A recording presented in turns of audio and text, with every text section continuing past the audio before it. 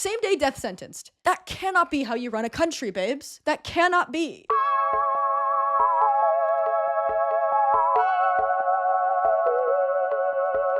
Hey, hi. How are you? Welcome back to my channel. If you're new here, my name is Carly, and today we're embarking on what I would hope to be the first out of a 3-part series, but if this flops and everyone hates me, because I'm a fuck up with no friends. So if it does badly, then it'll just be a beautiful blip, beautiful, flash in the pan. But if it does well, it'll be a 3-part series. I talked about this before. I had a violent stomach issue. Everybody said to me that it sounded like I had COVID when I talked about it last time because I was ill, but also mainly just had a massive stomach ache and my body shut down. And it wasn't COVID. Okay, guys? Everyone was like, it's COVID. You're super spreading. First of all, I tested and it isn't COVID. Second of all, my doctor confirmed with me that it was just a violent case of IBS, untreated, flare up. I'm a chronic pain warrior. Chronic stomach aches. Okay? Anyways, I digress. The point of me bringing up my stomach ache is that for all of August, I was basically out of commission, and I was like, you know what I'm gonna do? I'm gonna watch the Fantastic Beasts movies. I think I wanna make a movie about them. I've heard that they're not good, and they're not good. They're not. There's no way around it. I was really, really hoping that at any point during any of the 3 movies that I watched that were over 2 hours long, I would feel a semblance of joy, and I very rarely did. But I want to kind of share the pain with you today, and that's what we're going to do. I'm basically going to recap what I would consider to be an incredibly massive failure of this film franchise. Am I a film bro? Absolutely not. But I can put on my little tweed newsboy cap with a bunch of pins of Quentin Tarantino films and critique this movie, basically. I'm going to walk you through the entire plot, tell you what happened. I'm going to walk you through all 3 movies and just kind of complain about it because I watched all of them of my own volition, but like at what cost? Like truly hours and hours of my beautiful one life on God's green earth spent watching these horrible movies. But before we get into the video, I wanted to thank this week's sponsor, Perplexity. As summer ends and fall begins, life gets a little crazy. Instead of lying on the beach, you have to do work and make money because of capitalism. And you don't have the same amount of free time to waste just doing whatever you want. You need to be more efficient, which is where Perplexity comes in. Perplexity is a new AI search engine that is basically an answering machine. Instead of giving you like 10 blue links like a traditional search engine would, it searches the internet and jumps straight to the answer. And it provides sources and citations with every answer so you can do more research if you like, and you know what you're getting is correct. It's so easy to use. Even like researching this video, Perplexity made it so easy. I searched up how much money each of these movies made, and it told me like it really casually, like how a friend would. If you're anything like me, you like going down strange rabbit holes and asking the internet like strange questions to such an extent that it's like an Olympic sport. With Perplexity, you can exercise that creativity and learn more about any topic in an engaging format. You could answer questions like, is jam a liquid? What happened at the Triangle Shirtwaist Factory? What are the most common allergies? What were the zodiac signs of King Henry VIII's wives? Why am I suddenly seeing so much about probiotic soda? And right now, Perplexity and Uber One have partnered up to offer an exciting promotion to Uber One members. Uber One is a membership to save on Uber and Uber Eats. From now until October 31st, Uber One members in the US and Canada can redeem a complimentary year of Perplexity Pro. You're already streamlining your food delivery and transportation. Now you can save more time by letting Perplexity help you efficiently gather information. So if you want to research more efficiently, go to the link in my description below or scan the QR code on the screen right now. And if you're an Uber One member in US or Canada, you can redeem 1 complimentary year of Perplexity Pro. Thank you so much to Perplexity for sponsoring this video. Let's get into it. A little bit of context before we start. These movies are in the Harry Potter universe. They take place in the 20s. Absolutely wild choice. I don't know what possessed them to do that. And the thing that really pisses me off about this is I don't hate the 20s. I know a lot of people that like as a genre, they don't like the 1920s. Not like the actual decade, but like the flappers. I do agree. We've had a lot of flappers content, an exorbitant amount of flappers content. I understand it. I feel the pain, but I don't mind it. I think the 20s is fun. I think a lot of times we're really drawn to it because it's like decay, parties, movies. Jazz, money, capitalism, but hubris of man. Like, I think that's like very attractive to us thematically as people. But also the 20s are just fun because they're like a fun decade where everyone's like dancing and partying, and women are wearing like skirts to their shins, which is so horny for everyone involved. And there's a bunch of little like cute bobs. Like, there's a lot for everyone there. So the reason that pisses me off is because this movie is not fun. These movies are not fun. These movies should be Indiana Jones style kind of action romps where Newt Scamander, the main character, goes around the world in search of beasts or artifacts, and basically it's like a little mystery, history, magic Indiana Jones action movie. It's not that. It's a lot about what the magical Congress in the United States is. It's a crazy amount about election fraud. It truly is one of the most straight gay relationships I've ever seen. Although that's for the later movies. I feel like we should just jump in. I'm gonna complain, and I'm sorry. If you want positivity, I truly love that for you.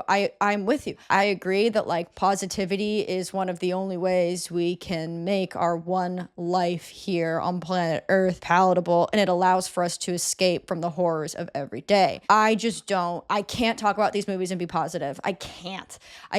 They were written by J.K. Rowling. The other movies were like based on the books written by her, but they were written by other people, if that makes sense. They might have a story by like, she might have had input on what elements were included, but she did not write the scripts. For these 3 movies, JK is on the typewriter writing some of the most horrendous scripts. And that's outside of her political views, which I do not fucking agree with, outside of the fact that she's allowed herself to become a truly rancid presence online and completely torpedoed basically her entire legacy by just being like an absolutely hateful troll. Outside of that, these movies aren't good. And I'm like, so you did write good books. Like at one point, if you read those Harry Potter books, they're for children, they're creative, they're fun, they're a good time. Her later books that she released for adults outside of the Harry Potter books are not good. I tried to read them, they're not good. So I just don't think she can write for adults, but that did not matter to Warner Brothers. They're like, get her on the mic, let's get her on the horn, churn out 3 of the most unwatchable movie scripts known to man. So that's just all to say is these movies, it's a trilogy of movies out, written by J.K. Rowling, never done before. It's not completed because they're not continuing these series because they wanted this to become the new tentpole, basically beat the dead horse of the wizarding world of Harry Potter until it stopped vomiting out money for Warner Brothers. And this is it, it stopped. So there you go. Anything else I want to say before we get started?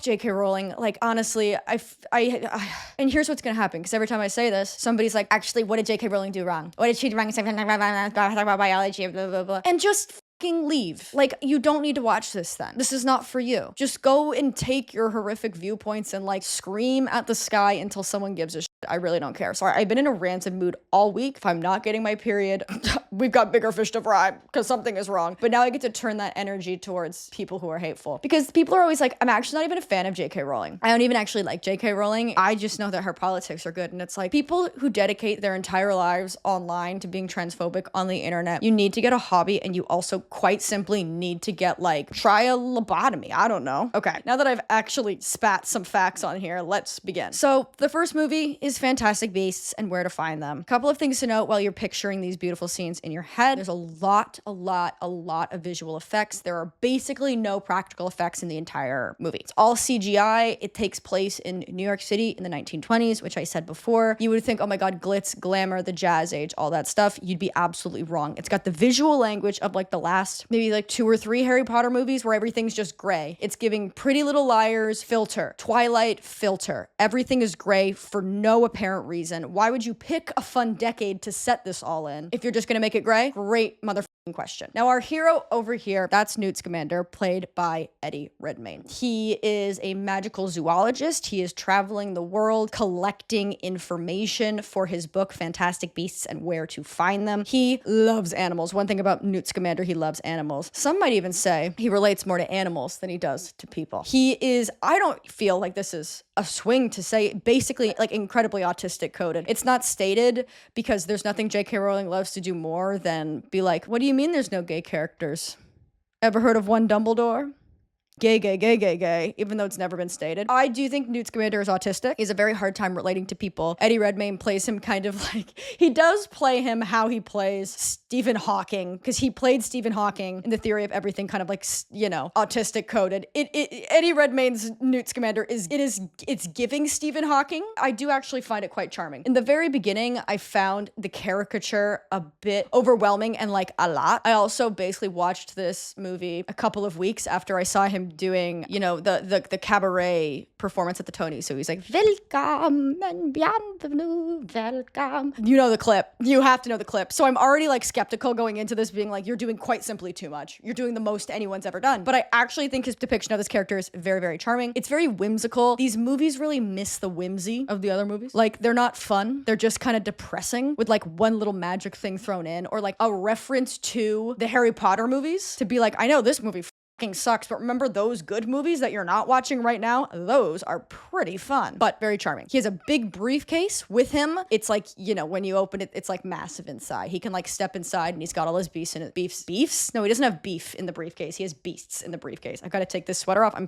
dying. So separately, something is destroying New York City, okay? And it's not 2001, so don't even go there. It's something else. Something is ravaging buildings, destroying buildings in New York City, and they're pretty sure it's something magical. They don't have any information beyond that, but it's magical. If it's not magical, this movie would be really boring. If it was just like, oh, it's arsons. It's just rogue random arsons, not magic, it's just arsons, so move on, move along. So they have a detective on the case to figure out what is basically destroying all these buildings in New York City. And there's a massive concern because if a big magical thing or person is destroying all of these buildings, it also threatens the like anonymity of wizards who live underground, right? Not underground literally, like rats or the Teenage Mutant Ninja Turtles, but like they live secretly from muggles, non-magical people. No-mages, as they call them in this movie, because the American version of muggle is no-mage for some reason. This guy right here, Colin Farrell, that's Detective Graves. He's on the case. You know, I got to applaud this performance because they do have a reveal that this character is evil, but Colin Farrell playing an evil from the start. He goes, no nuance, no nuance. I'm not interested in nuance. He like walks into every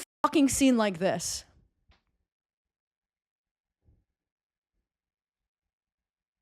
And you're like, well, he's evil. He means you harm. Like, he's evil. Obviously, it's obvious he's evil. But we don't know that yet. But he's evil. So that's kind of like the mystery, like what's destroying the town of New York. It's a town. It's a city so nice. I named it twice. It's an obscurus, okay? So an obscurus is black smoke. And it's created when somebody is so repressed because they're repressing their magic, becomes dangerous to themselves and others, and they basically like explode. They can't control it. And they like basically like turn into black smoke, destroy a bunch of stuff, and then turn back to normal. But eventually it starts to like, it like will kill them. They'll die. And Newt references a bunch of times like there's never been an obscurus that lives beyond 10 years old. I don't really know what this is a metaphor for, because in my brain it's like queerness, but then I don't really understand, is it mental health? Is that the metaphor here? Like if you're queer and you repress it, then it becomes dangerous to yourself and others because you become like an abusive asshole. Is that, what's the metaphor here? I don't know, but I would assume there is a metaphor. So our friend Newt walking around NYC, he's here to do research, but we'll get to his real reasons for being here soon. He's walking around town, you know, walking, and he sees the Second Salemers, okay? The Second Salemers are basically a group of highly, highly religious puritanical people who believe that witchcraft is real, is dangerous, and they need to stop it. They basically, like in the Salem witch trials, want to basically bring that back. They want to bring the witch trials back. Now, these people are not popular because if you don't believe in magic, which the majority of regular, like normal people in this universe do, they just sound absolutely not, they sound insane. So they're like on little street corners being like, magic is dangerous. We have to stop it. And everyone's like, sure, yeah, hypothetically, okay. And the Second Salemers are run by this woman. I believe her name is Mary Jo. I don't care to investigate it beyond that because we're just going to call her Salem Woman. She's puritanical. And J.K. Rowling does have a tendency to do this of being like, imagine if a woman was a bitch. Women don't really get to be like evil and fun until later. There's an evil woman in the second and third movie who has like little hat, but not yet. She has to wear this little bonnet. And it's like the Rita Skeeter of it all, of being like, they can't be fun and evil, you know? Like Bellatrix Lestrange gets to be kind of evil and wild. They have to be like, I'm a stupid bitch. So this character is immediately annoying. She's like incredibly Christian, abusive, and kind of hurls abusive rhetoric at people on the street for existing and living their lives differently than she does. So we can just call her Salem J.K. Rowling, I guess. She has a bunch of children. She runs a random kind of Puritan orphanage where orphans become religious. This is after World War I, contextually. I don't really want to get into World War I. Look it up. If you are interested, girl, it is crazy. Whew, Archduke Franz Ferdinand, bestie was down. But she basically, all these orphans in like Brooklyn or whatever, I don't even know. They all go to her orphanage and she's like, hand out these little pamphlets. These pamphlets about how bad wizards are, and you get food. But she has 2 children that she's adopted. This girl, I believe her name is Modesty, not Chastity. I think it's Modesty. She's little and creepy. I do not care for her one bit. They have little clips of her very American Horror Story early seasons core where she'll just be like doing hopscotch and singing a little song. And there's nothing more terrifying than like children singing a folk song. Truly nothing sends a chill down my spine more. Do not care for her at all. And we have Credence Barebone. I think their last names are Barebone. Now, Credence is played by Ezra Miller. This movie, lots of questionable lots of actors who have long controversy sections on their Wikipedia pages. We'll get to that later. Ezra Miller, of course, is a trans actor. They use they, them pronouns, but Credence, it's the 1920s and Credence is a cis man. So we're gonna refer to Credence using he, him pronouns. So Credence is like her adopted son. She's incredibly abusive to him, like in public, and everyone's just like, it's the 20s. Abuse, normal. Great. So they're on the sidewalk being like, bring back Salem. Bring back the witch trials. Yes. We need to be hanging more women who own property. And Newt's watching for some reason. And also Tina, who's one of the other main characters, is there eating a hot dog. Queen. Truly no vibe better than to eat a hot dog on the streets watching some religious extremist kind of expunge toxic vitriol. Truly nothing better. That's my Sex in the City, okay? But we'll get to her later. He's there. Somebody on the street like flips a coin in their hand and he's got a niffler. That's one of his beasts in his briefcase. One thing about this guy, looks like a platypus, incredibly cute, would die for him, full stop, would literally die for this fake CGI platypus, loves coins and shiny things. So this little guy, he sees that coin and he goes, yes, bitch, I'm there. Runs away. So then Newt has to follow him into the bank because now this little guy who loves coins is in the bank, which is where coins live, guys. So he goes to the bank and he's like sitting there with his briefcase being like, where the fuck is he? Where the fuck is he? And he runs into Jacob Kowalski. I've never seen this actor in anything else. Top to bottom of this entire script, absolutely killing it. Nothing but charisma, nothing but charm, nothing but amazing character choices. Love this character, love this actor. Amazing work. Across the board, actors clocking in every day to try and make something of this script. And I have to respect it. Jacob works in a canning factory. Canning peas, I want to say. I don't know. But he wants to bake. He's a baker and he wants to bake. Okay, so he's at the bank looking for a loan to start his bakery. He's got a briefcase full of baked goods to show the people at the bank how good of a baker he is. That's gonna come back in later because Newt has his briefcase. I hope they don't get mixed up. So they're kind of like talking and Newt's like, yeah, where the fuck is my little platypus that loves coins? I don't know where my platypus that loves coins is. Jacob goes to try and get a loan. The bank manager's having none of it. I don't really understand this. The Great Depression is like 2 years away, I think, canonically in this time period. So if anything, it feels like it should be incredibly easy to get a loan, like too easy to get a loan so that the bank can just run you dry. You know what I mean? Like people were getting loans to like bet on the stock market, which is a wild choice for a loan. Whatever, he doesn't get a loan. So Newt gives him a dragon kind of thing egg and is like, come on, we gotta go find my guy. So they go and get this guy. They're like teleporting all around the bank. And the people at the bank think he's trying to steal money, but he's not. He's an accomplice to Newt who's teleporting and creating all this hubbub trying to get his little beast. But it's like a regular bank. Like it's not a wizard bank. So they just think these guys are like fully robbing them. And this guy, by the way, this guy fully robbing people at the bank while this is happening. Just stealing money and jewelry and coins because he loves coins and jewels. Just stealing from people. Anyways, he teleports them out of there. Jacob is a muggle, by the way. He's not magical. And Newt's like, okay, I've got to obliviate you. I've got to make sure that you don't remember any of this. And then Jacob hits him in the head with the briefcase and runs away because he thinks he's like being attacked and he thinks he's going insane. So Tina is an Auror, this girl right here. Beautiful black bob. That's really all you need to know about her. She's straight-laced, plays by the rules. Fucking hate this character so much. I hate being forced into a situation where I hate a woman. It never feels right. I don't really feel like in the current political climate should be, but this character fucking sucks. All she wants to do is like follow the rules, but like in an annoying fucking narc cop way, and it's not fun. Because say what you will about Hermione loves the rules, but when they were like, we need to do shit, we need to get and have our adventures, she's there. She's partaking. This girl's like, we shouldn't, and I'm gonna report you to the magical cops. And I'm a magical cop. And I love being a cop. And it's like, Jesus. She's like Newt's love interest. Okay. Nothing against this actress. I truly think she's in the trenches doing the best work she can possibly do. This character fucking sucks. And you just have to take my word for it that I'm not being a misogynist, and she does just actually suck ass. You simply have to take my word for it, because that's all we can do. If we don't have trust, what do we have, you know? So she sees him and she's like, you did a bunch of magic in front of non-magical people. You didn't obliviate that guy. I have to take you in and I'm arresting you. You're under arrest, because she's a fucking narc and she's a fucking cop. So she brings Newt into the Magical Congress. Magical Congress is like the US version of the Ministry of Magic. A crazy amount of these later movies are about like the election process of worldwide wizarding politics. And I'm like, girl, it's so fucking boring. It's so fucking boring. Who cares? So she brings Newt in and she arrests him and she brings him to the Auror's office, the wizard cop office, right? And they're like, girl, you don't work here. You got fired as a cop. You got fired for doing bad. And to be fired as a cop, you have to think, what did she do? You know what I mean?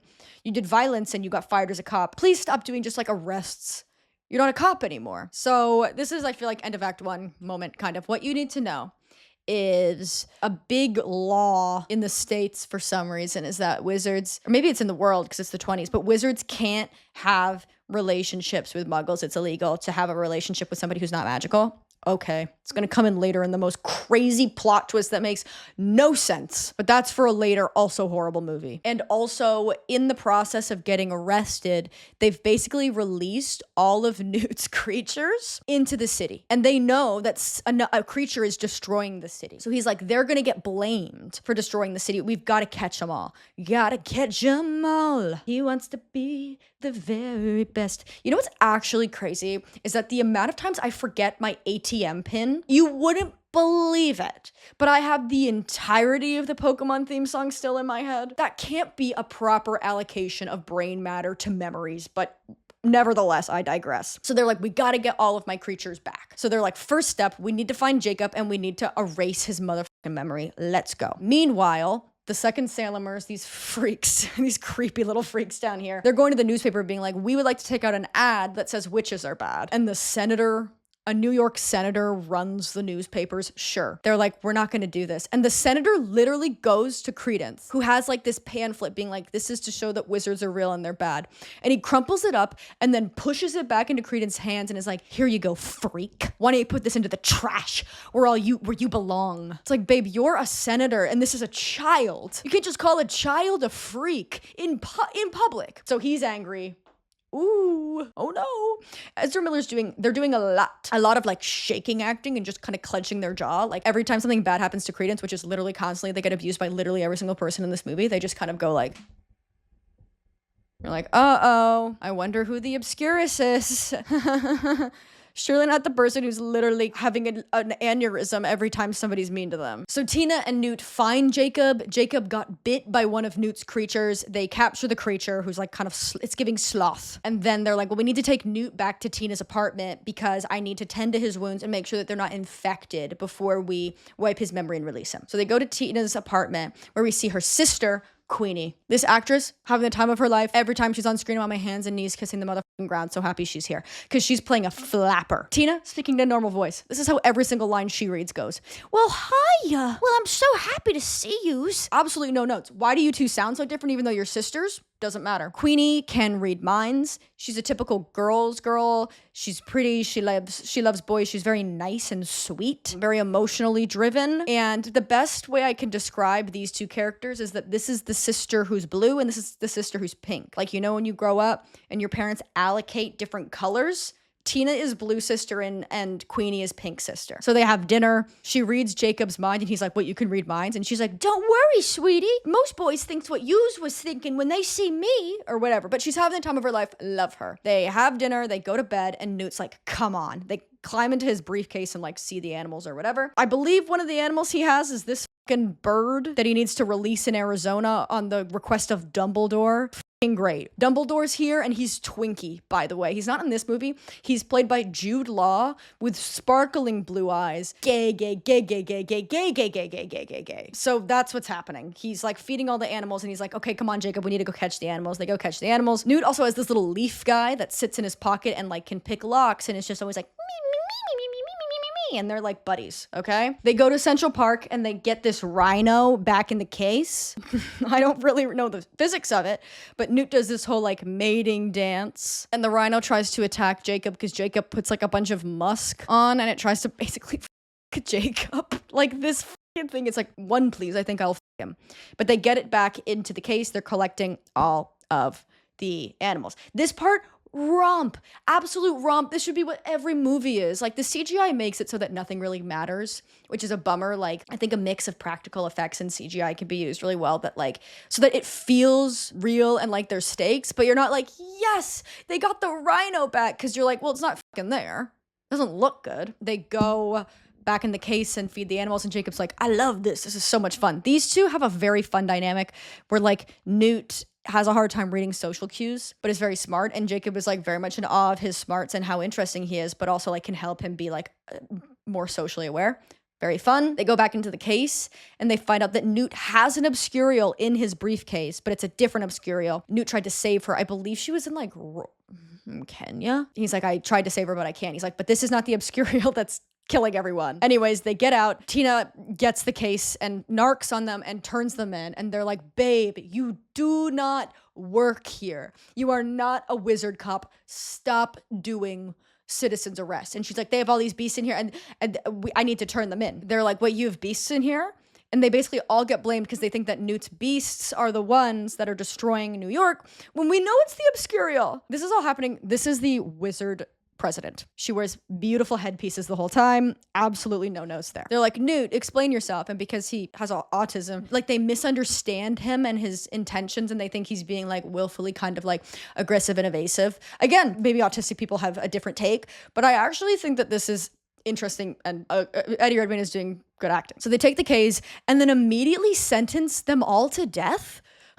Which is like, babe, due process. So they go, so just to be clear, they go to Graves and the president and are like, and Tina's like, hey, this case, it has monsters in it. And Newt's like, no. And Jacob's like, I'm here for the ride, but no, the monsters are good. And then they're like, wait, the monsters must be the ones destroying the city. And Newt's like, no. And then they're like, gonna sentence you three to death real quick. No due process. I think they're actually gonna just wipe his memory and kill these two, but they're gonna do same day death row. What happened to a trial? What happened to innocent until proven guilty? Where is the trial? If the glove does not fit, you must acquit. But no, they send them to this like tiled room where this woman's like, I'm gonna take all your memories and soul, by the way, get in the chair. But Queenie breaks in, saves them all. Same day death sentenced. That cannot be how you run a country, babes. That cannot be. So they are trying to catch all the creatures, whatever. They're in the box being like, we need to catch all the creatures, blah, blah, blah, blah, blah. It's the same kind of thing. While they're in the box, Queenie sees him looking at an old photo, and it's of Lita Lestrange, who's played by Zoe Kravitz, and he's like, it's kind of like given the vibe that like he loved her once. It's Zoe Kravitz, so like happens to the best of us. Like, you know what I mean? You're gonna see wizard 1920s Zoe Kravitz and not fall in love. You're lying to me. Okay, she's not really in this movie that much. She's in the next couple of movies, but she's like, you really like her. I can read your memories, and I see that you really like her. That's kind of more Victorian orphan, but anyways, that's what's happening. So now they're like, let's go and find all of the creatures. They go to a speakeasy. What's the point of being in the 20s if not to go to a speakeasy? It's run by this, like, I want to say goblin. Is that offensive to goblins? I don't know. And they're like, where can we find these things? You're a criminal. Where can we go to find the blah, blah, blah? So they go there. Jacob takes giggle water and like laughs, actor killing it the entire time. Newt, in order for information, trades his little leaf friend, but then takes him back at the last minute. And he's like, I would never do that to you. And the leaf friend's like, me, me, me, me, me, me, me. There's also a funny line where Jacob is staring at a house elf who's serving all of them drinks at the speakeasy. Then the house elf is like, what you looking at? You never seen a house elf before? And he's like, no, I love house elves. My uncle's a house elf. Funny. Good line delivery, very talented. And also there's a house elf singing, and I gotta look at the actual lyrics that I wrote down. She's singing like a jazz song, and it's called A Unicorn Done Lost Its Horn. So that's happening. While they're here, we kind of get a little information on why Tina was basically a discharged wizard cop. And it's because when she was doing a check-in, she saw this woman abuse Credence and just started beating the shit out of her. Hey, broken clock right twice a day. If you've got to do incredible violence as a cop, you might as well do it to an abusive mother, right? And then the Aurors, the wizard cops, break up the speakeasy and they leave. Credence, spoiler alert, is the Obscurus. His mother begins to abuse him again. Not again, she's doing it basically consistently. It's her character's only thing. We don't get any background into why. She's just kind of like, mah.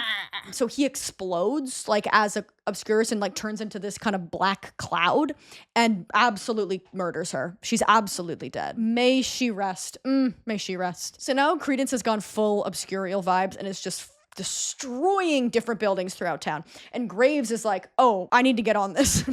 This child has turned into a black cloud and is exploding town. Forgot to mention before, because this movie is the death of me.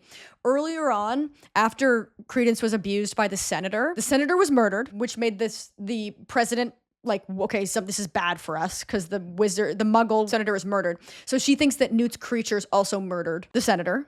Don't ask why or how. It's not important. And also, Graves has been talking with Credence because he's like, surely one of the little kids that your mother is basically abusing at her orphanage for puritanical children is like so repressed that like they're the Obscurus. So like get information. She's trying to get Credence to get information. Now Graves is following Credence, who's gone full fucking Obscurial mode, destroying buildings. And he's trying to get Credence to be like, oh, you're the Obscurial babes. Let's talk. So Graves catches up to him in a building. The cops are also, let's say it, the human cops, shooting bullets at this as if that's gonna do anything. Big black ghostly cloud destroying buildings, and the cops are shooting guns at it, and it's doing less than nothing. It's crazy. So Graves catches up to Credence in full Obscurial mode, and it's like, I don't know if your brain has been melted by musical theater like mine has. It's a tragedy. It's, some would say, terminal. But in Defying Gravity, the song, there's like speak talking where Elphaba's trying to get Glinda to come with her, and she's like, come with me. Think about what we can do together. That's Graves to Credence right now. He's like, come on, think of what we could do together, Credence. You as the Obscurial, me, a cop. The world is our oyster. Think about what we could do. Unlimited, together we're... So if you're following that metaphor, that makes Graves Elphaba and Credence Glinda. So there you go. So this is like the final battle. Credence keeps turning into an Obscurial and trying to kill Graves because Credence can't control himself because he's been repressed for so long. So they're kind of battling. Newt's also there trying to basically save Credence because of his experience with the Obscurial from before. He's like, maybe I can save and separate the Obscurial from Credence and save Credence's life. So they're just all going through New York, truly destroying buildings, 17 buildings knocked down, wizarding, whatever, battling, okay? Then they go into the subway because it's New York City, center of the universe. Times are shitty, but I'm pretty sure they can't get worse. I've lost my mind making this video, can you tell? So they're in the subway. He gets absolutely murked, just zapped, lying on the ground, but just passed out. And Newt is trying to separate the Obscurial from Credence. Credence gets exploded by Aurors. He explodes, and the Aurors come in and start shooting at him, and he explodes, so he dies. May he rest. May he rest in peace. May he rest. Gonna miss him. May you rest. And then Graves pops up after all the Aurors are there being like, well, whew, good work, everyone. Another child exploded. Let's go get a beer. And Graves pops back up again, and he's fully being evil now. And he's like, why are we hiding in the sewers and hiding like rats as wizards when we should be running the non-magical people? He's like a wizard supremacist. And they're like,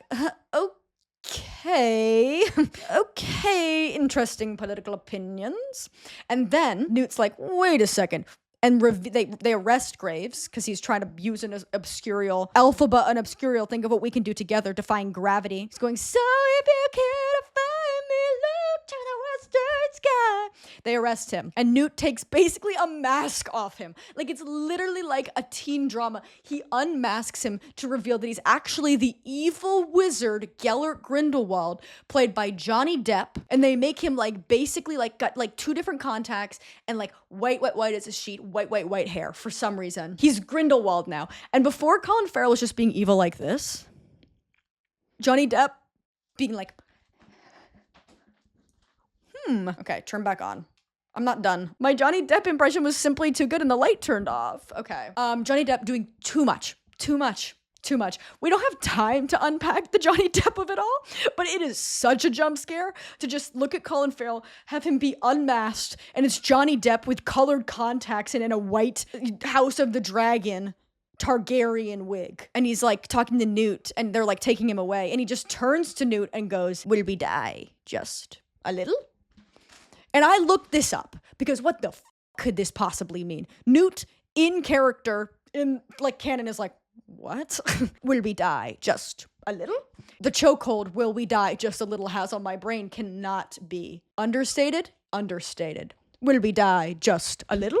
Oh, love it. But I looked it up because I was like, truly, what is this a reference to? Is it like a poem, an English translation of Latin? No one knows. No one knows online. There's no information. I've scoured Reddit. I scoured interviews. There is no explanation as to what will we die just a little means. It doesn't exist. So that's kind of like the end of the main battle. Then we're just tying up loose ends. The president is like, wow, Newt, thanks for saving us. We really owe you an apology. And it's like for literally sentencing him to same day death row. Yeah, you might owe him an apology for that. They give him back like his case of creatures and whatever. And they're like, don't worry about all of the muggles and non-magical people who saw like the giant Obscurus destroying town. We're just gonna make the rain make everyone lose their memories. So they make the rain make every human being in New York forget, because either they're out in the rain or they're in the shower or they're drinking water, and it makes everyone forget that magic exists. So there's a really sad kind of moment where they're like, oh no, Jacob is gonna have to get his memory wiped too. And it's like, girl, you sentenced these people to death literally same day, no trial, no jury of their peers, let their one friend retain memories. And she's like, no excuses, no exceptions. Will we die just a little? So there's like a really sad moment where they're like under a subway, like, you know, when you're walking up from like the subway and there's like a covering from the stairs, they're under there, and he's like, I've gotta go. I'm gonna miss you guys. Every single actor absolutely on their Oscars bullshit doing this scene. It's so sad. And he walks out into the rain and he loses his memory. He doesn't know who they are. Are you fucking kidding me? That part actually sad. I'll give you that, JK. Also, Queenie kisses him before he loses his memory because they're kind of flirty and love vibes, and I like them together. So this is all happening. Then Jacob's like on his way with his briefcase to his canning job, and Newt, but he doesn't know it's Newt, absolutely bumps into him and switches their briefcases. And when Jacob opens it, it's like, here's from a friend, collateral for your bakery. So Jacob opens his bakery. All of his baked goods are based on the beasts, the fantastic beasts, and where to find them, if you will. And it's a hit. Everyone loves it. And then at the very end of the movie, Queenie walks in and he's like, hey. And that's the end. Yeah, that's the end of this movie. This movie may be the most cohesive out of all of the films. This is maybe my second favorite. I think the third is truly so insane that it has to be my favorite. This one gets points for will we die just a little Johnny Depp jump scare. I forgot to show on the screen what Johnny Depp looks like. I need you guys to really understand the choices Johnny Depp is making as an actor, and I do not agree with them. I don't agree with this. This is just wrong. Will we die just a little? And I like this little guy. The little niffler. That's very cute. Thank you so much for watching. Let me know if you want me to do the other 2 movies because they are absolutely cuckoo insane. Yeah, I'll talk to you soon. Take care. Bye.